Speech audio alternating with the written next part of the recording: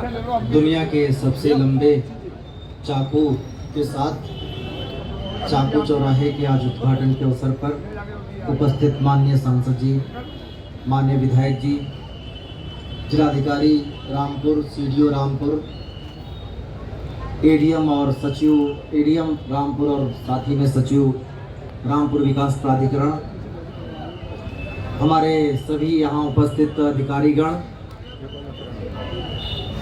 हमारे सभी जनप्रतिनिधिगण, सम्मानित सभी रामपुर के निवासी, ये जो चाकू चौराहा आज बनाया गया है, इसकी बुनियाद काफ़ी पहले रखी थी जब यहाँ पर रामपुर विकास प्राधिकरण की बैठक के समय, और अफशान ने इसका प्रपोजल रखा था और आज वो साकार रूप में हमारे सामने है।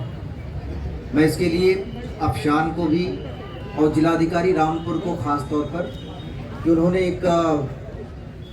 एक मूर्त रूप दिया, एक स्वप्न को, एक पहचान, उसको मैं विशेष रूप से बधाई दूंगा और रामपुर विकास प्राधिकरण की पूरी टीम को अपनी तरफ से बधाई देना चाहता हूं।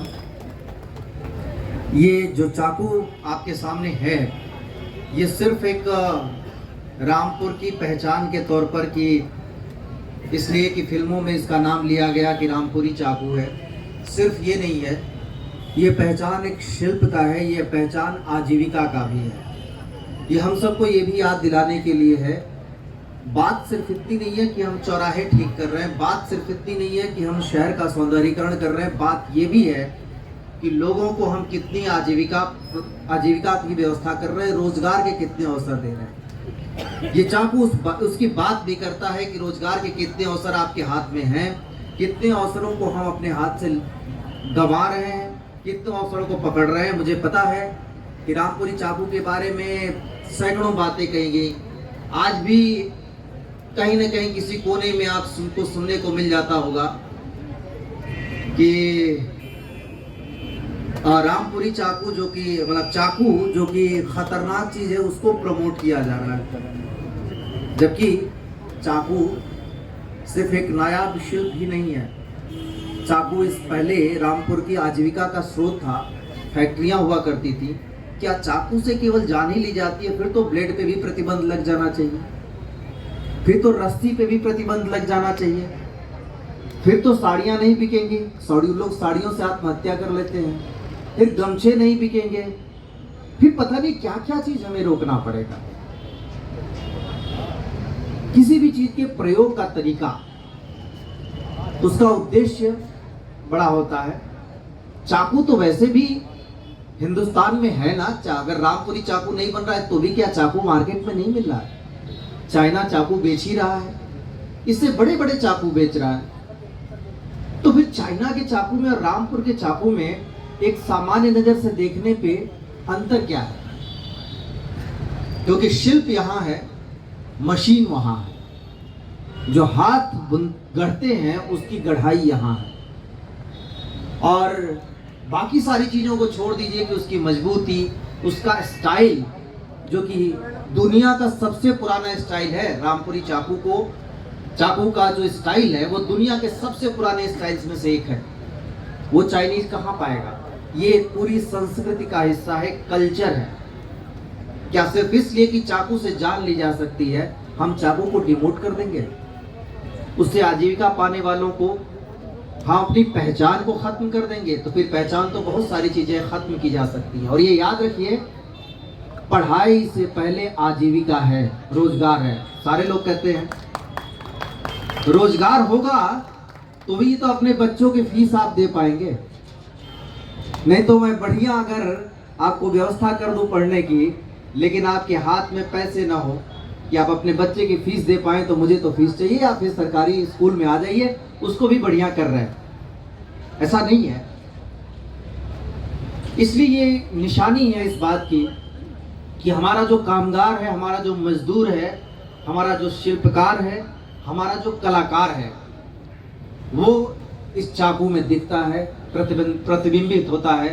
ये सिर्फ एक शुरुआत है, लेकिन यहाँ शुरुआत सिर्फ शिल्प को सिर्फ कला को प्रोत्साहित करने की नहीं है, इसके माध्यम से रोजगार को प्रोत्साहित करने के लिए है, स्वरोजगार को प्रोत्साहित करने के लिए। मुझे पता है रामपुर ही नहीं, मैं अक्सर कहता हूं कि हमारा जो पूरा मुरादाबाद मंडल है, हालांकि कोई ऐसी जमीन नहीं है जहां पे आर्ट ना हो, जहां पे हुनर ना हो, लेकिन मुरादाबाद मंडल की कुछ खास बात ऐसी है कि यहाँ पर खाली एक ही जगह पर दसियों तरीके के हुनर मिल जाएंगे, लेकिन हमने हर एक हुनर को दबा दिया, दबाते गए, किसी को किसी के नाम पर, किसी को किसी के नाम पर। कोई चीज खराब होती है भला, उस चीज को इस्तेमाल करने वाले खराब हो सकते हैं, वरना इंसान ही तो में तो जानवर भी बसता है, इंसान ही में तो राक्षस भी बसता है, इंसान ही तो जो गुनाह है वो भी करता है, तो फिर इंसान ही खराब हो गया।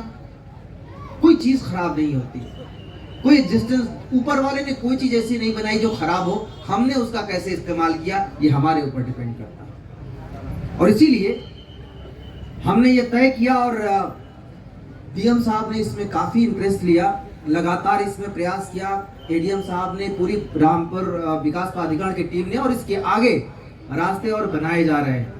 लेकिन सिर्फ चौराहों तक ये बात अब नहीं रुकेगी, रोजगार के अवसर नए नए पैदा किए जाएंगे, उस पर लगातार हम काम कर रहे हैं। सबसे पहले आदमी को, इंसान को उसकी आजीविका चाहिए, रोज बरोज के काम जो कर रहा है उसमें बरकत चाहिए, उसकी कोशिशें हो रही हैं। यहाँ पूरे मंडल में मैं लगातार उसके बारे में प्लान कर रहा हूँ, वो चाहे क्षेत्र कला का हो, चाहे कृषि का हो, जहाँ भी रोजगार की संभावनाएं होंगी वहाँ पे काम किया जाएगा।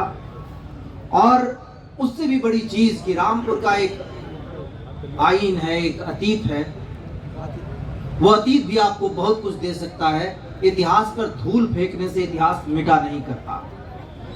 अपने दादा का नाम खुरच देंगे तो इससे आपके दादा का नाम आपके साथ से मिट नहीं जाएगा, वो तो रहेगा, वहीं बदस्तूर रहेगा।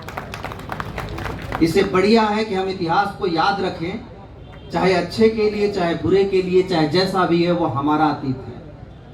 और कई बार हमारा अतीत हमें हमारे काम आता है, हमें रोजी रोटी देता है।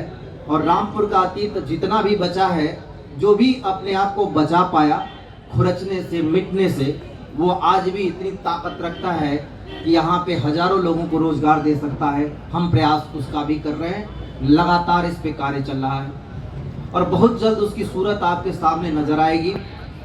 मैं पूरी उम्मीद करता हूँ कि लोगों के सहयोग से, और मैं हमेशा बात लोगों के, क्या होता है कई बार लोग मुझसे ये भी कहते हैं कि आप हुक्म भी करते हैं कि यहाँ से काम का हो जाना चाहिए, और कहते हैं आपके सहयोग से, क्योंकि जो ताकत है हमारी वो लोकतंत्र के अंदर, हम सेवा में हैं, सर्विस में हैं। हम अपने आप को सेवादार कहते हैं, क्योंकि हम इंडियन एडमिनिस्ट्रेटिव सर्विस माने सेवा होती है। उसी सेवा के अंतर्गत लोगों से जो कहते भी हैं कि आपको यहाँ से हटना होगा, आपको यहाँ बैठना होगा, जो भी कहते हैं उसी सेवा के तहत कहते हैं, उसी प्राधिकार से कहते हैं। इसका मतलब हम राजा नहीं हैं, इसका मतलब हम सेवक हैं। वो अधिकार आप ही ने हमें दिया है संविधान के थ्रू, हमारे जो चुने हुए जनप्रतिनिधि हैं उनके थ्रू, और उसी अधिकार के नाते, जो आपका अधिकार है, उसके नाते हम व्यवस्था करने की कोशिश करते हैं। वो अगर व्यवस्था हो गई, उसमें सहयोग आपका भी मिला, तो रामपुर एक ऐसी जगह बनेगी जहां से गुजरते हुए लोगों के कदम खुद ब खुद रुकेंगे, और जब कदम रुकेंगे तो यहाँ रोजगार के नए अवसर जनरेट होंगे। और हमारा पूरा प्रयास है, ये जो शुरुआत है ये धीरे धीरे बढ़ती जाएगी और बहुत जल्द एक ऐसी शक्ल लेगी कि जो रामपुर की का इतिहास बहुत कम नए लोगों ने नहीं पढ़ा कि आज़ादी के बाद का रामपुर ऐसा था कि जिसमें सबसे ज़्यादा इंडस्ट्रीज थी कानपुर के बाद, और सबसे ज़्यादा स्कूल थे। इतिहास को मिटाया गया रगड़ रगड़ के ताकि लोगों को कंफ्यूजन हो जाए, लेकिन इतिहास अपनी निशानी छोड़ के रखता है। आप जब गिनेंगे तो आपको पता चलेगा कि रामपुर में सबसे ज़्यादा स्कूल थे प्रदेश में आज़ादी के बाद के, और सबसे ज़्यादा इंडस्ट्री थी। कानपुर के बाद दूसरे नंबर पर था, तब गाजियाबाद और नोएडा का नाम लेवा कोई नहीं था। धीरे धीरे सब मिट गए। हमारे आपके दादे परदादे उसके गवाह रहे होंगे, अब हम गवाह बने जो मिटाने के गवाह रहे। वो रहे होंगे। अब हम बनाने के गवाह बने, धीरे धीरे एक एक कदम एक ही दिन में नहीं बन जाएगा, एक महीने में भी नहीं बन जाएगा, एक साल में भी नहीं बनेगा। जिसको मिटाने में कई साल लगे, बनाने में तो उससे ज़्यादा ही लगते हैं, क्योंकि बिगाड़ना आसान होता है, बनाना मुश्किल होता है। बनाने में समय लगेगा, लेकिन हम और आप सब जुटे रहेंगे तो निश्चित रूप से बनेगा। और बिना इस बात की परवाह किए कि हमारी सोच क्या है, चाहे धर्म क्या है, चाहे राजनीतिक सोच क्या है, रामपुर तो सबका है। अलग सोच हो, अलग धर्म हो, अलग जाति हो, तो भी जगह तो आप सबकी अपनी है। तो जब जहाँ जरूरत हो तो आप अपने अंतःकरण का पालन करिए, लेकिन जमीन से जुड़े रहिए, जमीन को फलने फूलने दीजिए और इस तरीके की चीजें लगातार बढ़ती रहे, इसकी कोशिश करिए। मैं फिर से पूरे रामपुर प्रशासन, जिलाधिकारी के नेतृत्व में जो इन्होंने कार्य किया है उनको, और इसमें एक्टिवली पार्टिसिपेट करने के लिए विधायक जी को, सांसद जी को सहित अफशान को खास तौर पर जिन्होंने इसकी डिजाइन गढ़ी, सभी को मैं अपनी तरफ से बधाई और धन्यवाद देता हूँ।